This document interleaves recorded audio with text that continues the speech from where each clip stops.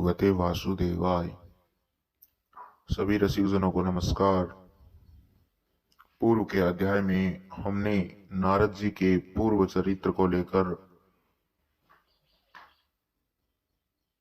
कथन श्रवण किया। आज सप्तम अध्याय के रूप में अश्वत्थामा द्वारा द्रौपदी के पुत्रों को मारा जाना और अर्जुन के द्वारा अश्वत्थामा का मान मर्दन किस प्रकार किया जाता है, यह हमारी चर्चा का विषय रहेगा। इसी के साथ प्रारंभ करते हैं सप्तम अध्याय। शौनक जी ने पूछा श्री सूत जी से। श्री शौनक जी कहने लगे कि हे सूत जी, सर्वज्ञ एवं सर्वशक्तिमान व्यास भगवान ने नारद जी का अभिप्राय सुन लिया, फिर उनके चले जाने पर उन्होंने क्या किया हमें बतलाएं। तब सूत जी ने कहा कि ब्रह्मा नदी सरस्वती के पश्चिम तट पर सम्याप्रास नाम का एक आश्रम है। वहां ऋषियों के यज्ञ चलते ही रहते हैं। वहीं व्यास जी का अपना आश्रम भी है।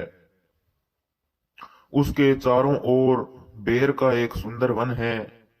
उस आश्रम में बैठकर उन्होंने आचमन किया और स्वयं अपने मन को समाहित किया।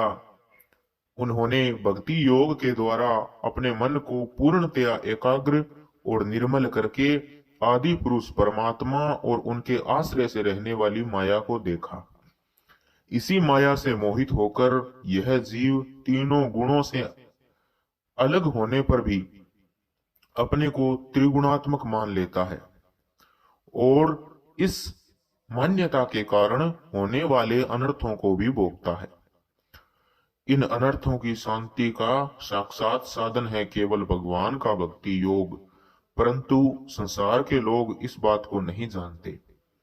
यही समझकर उन्होंने इस परमहंसों की संहिता श्रीमद् भागवत की रचना की। इसके श्रवण मात्र से पुरुषोत्तम भगवान श्री कृष्ण के प्रति परम प्रेममयी भक्ति हो जाती है, जिससे जीव के शोक मोह और भय नष्ट हो जाते हैं। उन्होंने इस भागवत संहिता का निर्माण और पुनरावृत्ति करके इसे अपने निवृत्त प्रायण पुत्र श्री सुखदेव जी को पढ़ाया। श्री शौनक जी ने पूछा कि श्री सुखदेव जी तो अत्यंत निवृत्त प्रायण हैं, उन्हें किसी भी वस्तु की अपेक्षा नहीं है, वे सदा आत्मा में ही रमण करते हैं, फिर उन्होंने किस लिए इस विशाल ग्रंथ का अध्ययन किया। तब श्री सूत जी ने कहा, जो लोग ज्ञानी हैं, जिनकी अविद्या की गांठ खुल गई है और जो सदा आत्मा में ही रमण करने वाले हैं, वे भी भगवान की हेतु रहित भक्ति किया करते हैं,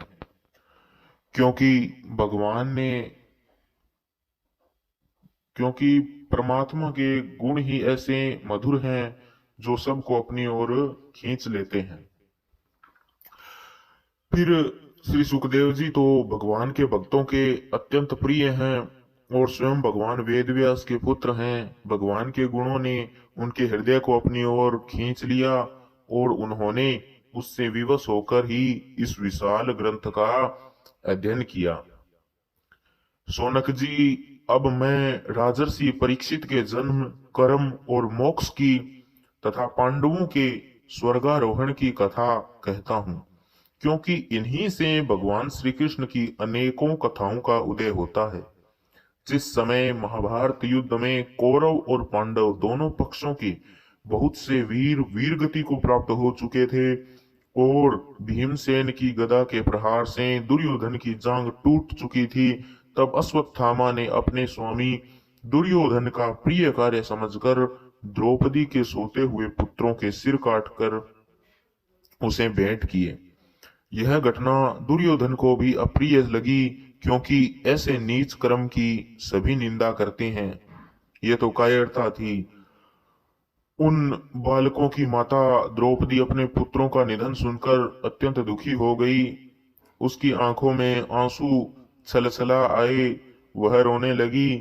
अर्जुन ने उसे सांत्वना देते हुए कहा कि हे कल्याणी, मैं तुम्हारे आंसू तब पहुंचूंगा जब उस आतताई अर्थात आग लगाने वाला, जहर देने वाला, बुरी नीयत से हाथ में शस्त्र ग्रहण करने वाला, धन लूटने वाला, खेत और स्त्री को छीनने वाला, ये 6 प्रकार के अधम मनुष्य ही आतताई कहलाते हैं। इन्हें आतताई कहते हैं।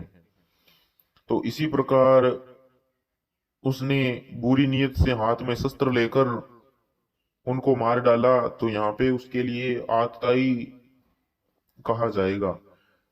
तो जब उस आतताई ब्राह्मण अधम का सिर गांडीव धनुष के बाणों से काटकर तुम्हें भेंट करूंगा, और पुत्रों की अंत्येष्टि क्रिया के बाद तुम उस पर पैर रखकर स्नान करोगी। अर्जुन ने इन मीठी और विचित्र बातों से द्रौपदी को सांत्वना दी और अपने मित्र भगवान श्री कृष्ण की सलाह से उन्हें सारथी बनाकर कवच धारण करके और अपने भयानक गांडीव धनुष को लेकर वे रथ पर सवार हुए और गुरुपत्र अपने गुरु के पुत्र अश्वत्थामा के पीछे दौड़ पड़े। बच्चों की हत्या से अश्वत्थामा का भी मन उद्विग्न हो गया था। जब उसने दूर से ही देखा कि अर्जुन मेरी ओर झपटता हुआ आ रहा है, तब वह अपने प्राणों की रक्षा के लिए पृथ्वी पर जहां तक भाग सकता था रुद्र से भयभीत सूर्य की भांति भागता रहा। रुद्र से भयभीत सूर्य अर्थात शिव भक्त विंधु नुमाली दैत्य को जब सूर्य ने हरा दिया, तब सूर्य पर क्रोधित हो भगवान रुद्र त्रिशूल हाथ में लेकर उनकी ओर दौड़ पड़े। उस समय सूर्य भागते भागते पृथ्वी पर काशी में आकर गिरे। इसी से वहां उनका लोलार्क नाम पड़ा। तो ये एक प्राचीन कथा थी। तो उसमें जिस प्रकार भगवान रुद्र सूर्य के पीछे भागते हैं, उसी प्रकार अर्जुन उसके पीछे भाग रहा था। जब उसने देखा कि मेरे रथ के घोड़े थक गए हैं और मैं बिल्कुल अकेला हूं, तब उसने अपने को बचाने का एकमात्र साधन ब्रह्मास्त्र ही समझा। यद्यपि उसे ब्रह्मास्त्र को लौटाने की विधि मालूम नहीं थी, फिर भी प्राण संकट में देखकर उसने आचमन किया और ध्यानस्थ होकर ब्रह्मास्त्र का संधान किया। उस अस्त्र ने सब दिशाओं में एक बड़ा प्रचंड तेज फैला दिया। अर्जुन ने देखा कि अब तो मेरे प्राण पर आ बनी है, यानी प्राण संकट में है। तब उसने श्री कृष्ण से प्रार्थना की। अर्जुन ने कहा कि हे मधुसूदन, हे श्री कृष्ण, तुम सच्चिदानंद स्वरूप परमात्मा हो, तुम्हारी शक्ति अनंत है, तुम ही भक्तों को अभय देने वाले हो। जो संसार की धधकती हुई आग में जल रहे हैं, उन जीवों को उससे उबारने वाले एकमात्र तुम ही हो। तुम प्रकृति से परे रहने वाले आदि पुरुष साक्षात परमेश्वर हो। अपनी चित्त शक्ति अर्थात स्वरूप शक्ति से बहिरंग एवं त्रिगुणमयी माया को दूर भगाकर अपने अद्वितीय स्वरूप में स्थित हो। वही तुम अपने प्रभाव से माया मोहित जीवों के लिए धर्मादि रूप कल्याण का विधान करते हो। तुम्हारा यह अवतार पृथ्वी पर भार हरण करने के लिए और तुम्हारे अनन्य प्रेमी भक्तजनों के निरंतर स्मरण ध्यान करने के लिए है। स्वयं प्रकाश स्वरूप श्री कृष्ण यह भयंकर तेज सब ओर से मेरी ओर ही आ रहा है। यह क्या है, कहां से है और क्यों आ रहा है, इसका मुझे बिल्कुल भी पता नहीं है। तब श्री भगवान ने कहा कि हे अर्जुन, यह अश्वत्थामा का चलाया हुआ ब्रह्मास्त्र है। यह बात समझ लो कि प्राण संकट में पड़े देखकर उसने विचलित होकर इसका प्रयोग तो कर दिया, परंतु वह इस अस्त्र को लौटाना नहीं जानता। यानी इसकी रिवर्स प्रोसेस क्या है ये उसे नहीं पता। किसी भी दूसरे अस्त्र में इसको दबाने की शक्ति भी नहीं है। तुम शस्त्रास्त्र विद्या को अच्छी तरीके से जानते हो। तो इस ब्रह्म तेज से युक्त ब्रह्मास्त्र के तेज से ही इस ब्रह्मास्त्र की प्रचंड आग को बुझा दो।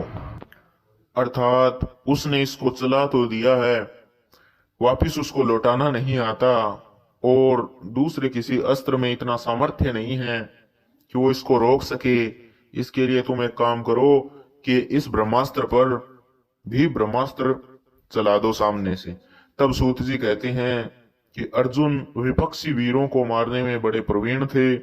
भगवान की बात सुनकर उन्होंने आचमन किया और भगवान की परिक्रमा करके ब्रह्मास्त्र के निवारण के लिए ब्रह्मास्त्र का ही संधान किया। बाणों से वेष्टित उन दोनों ब्रह्मास्त्रों के तेज प्रलयकालीन सूर्य एवं अग्नि के समान आपस में टकराकर सारे आकाश और दिशाओं में फैल गए और बढ़ने लगे। तीनों लोकों को जानने जलाने वाली इन दोनों अस्त्रों की बढ़ी हुई लपटों से प्रजा जलने लगी और उसे देखकर सबने यही समझा कि यह प्रलय काल की सांवर्तक अग्नि है। उस आग से प्रजा का और लोगों का नाश होते देखकर भगवान की अनुमति से अर्जुन ने उन दोनों को ही लौटा लिया। अर्जुन की आंखें क्रोध से लाल लाल हो रही थी। उन्होंने झपटकर उस क्रूर अश्वत्थामा को पकड़ लिया और जैसे कोई रस्सी से पशु को बांध ले वैसे ही उसको बांध दिया। अश्वत्थामा को बलपूर्वक बांधकर अर्जुन ने जब शिविर की ओर ले जाना चाहा, तब उनसे कमल नयन भगवान श्री कृष्ण ने कुपित होकर कहा कि हे अर्जुन, इस ब्राह्मण अधम को छोड़ना ठीक नहीं है। इसको इसी समय समाप्त कर दो, मार डालो। इसने रात में सोए हुए निरपराध बालकों की हत्या की है। धर्मवेत्ता पुरुष, असावधान, मतवाले पागल, सोए हुए बालक, स्त्री, विवेक ज्ञान शून्य, शरणागत, रथहीन और भयभीत शत्रु को कभी नहीं मारते, परंतु इस दुष्ट ने जो क्रूर कर्म किया है इसके लिए केवल वध ही इसका कल्याणकारी है और वध ही इसका दंड है। क्योंकि वैसी आदत को लेकर यदि यह जीता भी है तो और पाप करता रहेगा और उन पापों के कारण नरकगामी हो जाएगा। फिर मेरे सामने ही तुमने द्रौपदी से प्रतिज्ञा की थी कि मानवती, जिसने तुम्हारे पुत्रों का वध किया है उसका सिर मैं उतार लाऊंगा। इस पापी कुलंगार आतताई ने तुम्हारे पुत्रों का वध किया है और अपने स्वामी दुर्योधन को भी दुख पहुंचाया है, इसलिए हे अर्जुन, इसे मार डालो। भगवान श्री कृष्ण ने अर्जुन के धर्म की परीक्षा लेने के लिए इस प्रकार प्रेरणा की, परंतु अर्जुन का हृदय बड़ा महान था। यद्यपि अश्वत्थामा ने उनके पुत्रों की हत्या की थी, फिर भी अर्जुन के मन में गुरुपुत्र को मारने की इच्छा नहीं हुई। इसके बाद अपने मित्र और सारथी श्री कृष्ण के साथ वे अपने यज्ञ शिविर में पहुंचे। वहां अपने मृत पुत्रों के लिए शोक करती हुई द्रौपदी को उसे सौंप दिया। द्रौपदी ने देखा कि अश्वत्थामा पशु की तरह बांधकर लाया गया है। निंदित कर्म करने के कारण उसका मुख नीचे की ओर झुका हुआ है। अपना अनिष्ट करने वाले गुरुपुत्र अश्वत्थामा को इस प्रकार अपमानित देखकर द्रौपदी का कोमल हृदय कृपा से भर आया और उसने अश्वत्थामा को नमस्कार किया। गुरुपुत्र का इस प्रकार बांधकर लाया जाना सती द्रौपदी को सहन नहीं हुआ। उसने कहा, इन्हें छोड़ दो, मुक्त कर दो। ये ब्राह्मण हैं, हम लोगों के अत्यंत पूजनीय हैं, जिनकी कृपा से आपने रहस्य के साथ सारे धनुर्वेद और प्रयोग तथा उपसंहार के सारे संपूर्ण शस्त्रास्त्रों का ज्ञान प्राप्त किया। वे आपके आचार्य द्रोण ही पुत्र के रूप में आपके सामने खड़े हैं। उनकी अर्धांगिनी कृपी और वीर पुत्र की ममता से ही अपने पति का अनुगमन नहीं कर सकी। वे अभी जीवित हैं। महाभाग्यवान आर्यपुत्र, आप तो बड़े धर्मज्ञ हैं।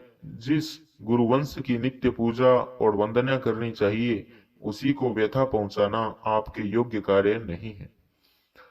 जैसे अपने बच्चों के मर जाने से मैं दुखी होकर रो रही हूं और मेरी आंखें बार बार आंसू निकाल रही हैं, वैसे ही इनकी माता पतिव्रता गौतमी न रोए, जो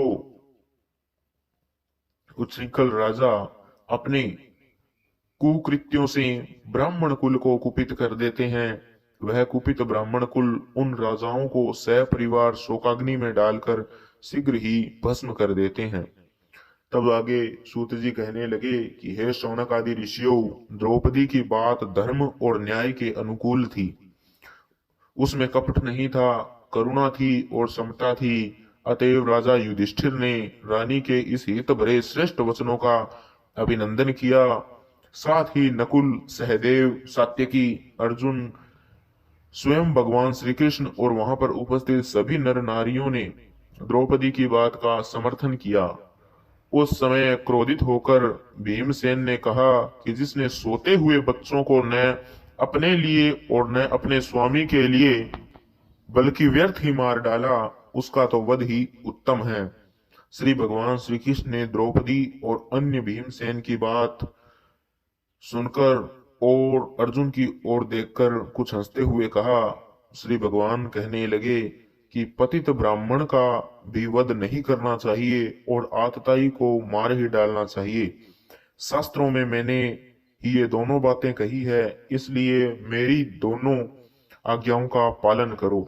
यानी कुल मिलाकर के शास्त्रानुसार कॉन्ट्राडिक्शन पैदा हो गया, यानी आतताई को मार डालना ही उत्तम बतलाया गया है और ब्राह्मण का वध भी नहीं किया जा सकता। इसीलिए अश्वत्थामा आतताई भी था और ब्राह्मण भी था। किया जाए तो क्या किया जाए, और शास्त्रानुसार दोनों बातों का पालन करना भी अनिवार्य। तब आगे कहते हैं कि तुमने द्रौपदी को सांत्वना देते समय जो प्रतिज्ञा की थी उसे भी सत्य करो, साथ ही भीमसेन, द्रौपदी और मुझे जो प्रिय हो वही भी करो। तब सूत जी कहते हैं, अर्जुन भगवान के हृदय की बात तुरंत समझ गया और उसने अपनी तलवार से अश्वत्थामा के सिर की मणि उसके बालों के साथ उतार ली। बालकों की हत्या करने से वह श्रीहीन तो पहले ही हो गया था, अब मणि और ब्रह्म तेज से भी रहित हो गया। इसके बाद उन्होंने रस्सी का बंधन खोलकर उसे शिविर से बाहर निकाल दिया। मूंड देना यानी कि सिर का मुंडन कर देना, धन छीन लेना और किसी स्थान से निष्कासित कर देना, बाहर निकाल देना ही ब्राह्मण अधम का वध है। उनके लिए इससे भिन्न शारीरिक वध का विधान नहीं है। पुत्रों की मृत्यु से द्रौपदी और पांडव भी शोकातुर हो रहे थे। तब उन्होंने अपने मरे हुए भाई बंधुओं की देहा आदि की अंत्येष्टि क्रिया की। तो आज की परिचर्चा में और सप्तम अध्याय में इतना ही। आगे के अष्टम अध्याय में हम गर्भ में परीक्षित की रक्षा किस प्रकार होती है, कुंती के द्वारा श्री भगवान की स्तुति और युधिष्ठिर के शोक का वर्णन हम करेंगे। इसी आशा और उम्मीद के साथ कि आपने इसे बड़े ही मनोयोग के साथ सुना और आत्मसात करने का भरसक प्रयास किया, मैं लेता हूं आपसे विदा। इति श्रीमद् भागवते महापुराणे पारमहंस्यां संहितायां प्रथम स्कंदे द्रौपदी निग्रहो नाम सप्तमो अध्यायः संपूर्णः। हरि ओम तत्सत्।